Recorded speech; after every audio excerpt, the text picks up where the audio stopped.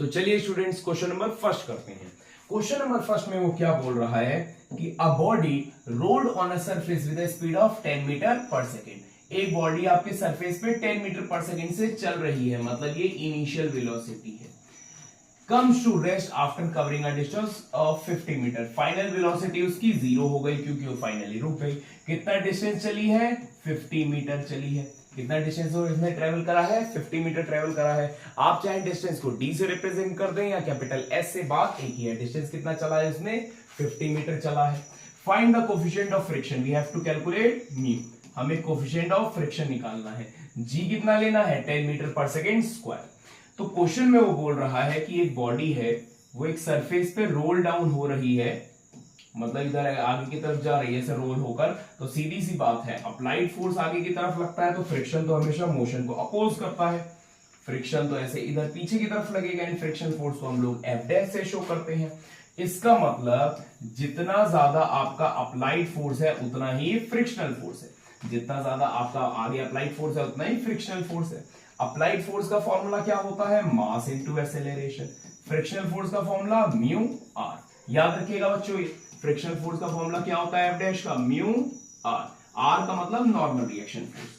अब हम सबको पता है वेट हमेशा नीचे की तरफ जाता है, mg हमेशा नीचे की तरफ जाता है, और नॉर्मल रिएक्शन फोर्स हमेशा ऊपर की तरफ जाता है। नॉर्मल रिएक्शन फोर्स हमेशा ऊपर की तरफ जाता है, मतलब r इज इक्वल टू क्या होता है? mg होता है। तो यहां r की जगह मैं क्या लिख दूंगा? यहां मैं r की जगह लिख दूंगा mg। एक m से आपका ये वाला m कैंसिल, तो a इज इक्वल टू क्या बचा? Mu g। हमें क्या निकालना था? म्यू ही निकालना है। और g हमारे पास ऑलरेडी गिवन है 10, लेकिन a नहीं है। तो चलिए a निकालते हैं। तो a निकालेंगे। एक्सेलरेशन हम लोग निकालेंगे by using third equation of motion. तो थर्ड इक्वेशन ऑफ मोशन क्या बोलती है? v square minus u square is equal to 2as। Final velocity कितनी है? 0। फाइनल वेलोसिटी हमारी 0 है। इनिशियल वेलोसिटी कितनी थी? 10 मीटर पर सेकेंड। तो यहां हम 10 रख देंगे, is equal to 2 into acceleration into displacement कितना है हमारा? 50 मीटर। डिस्प्लेसमेंट की जगह 50 रख देंगे।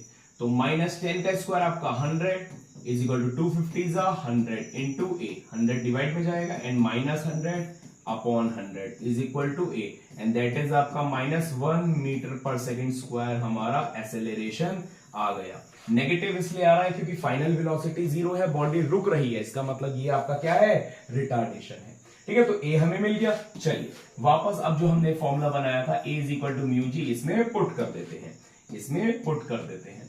तो हमें तो म्यू निकालना था, तो ये आपका g इधर डिवाइड में चला जाएगा, a अपॉन जी।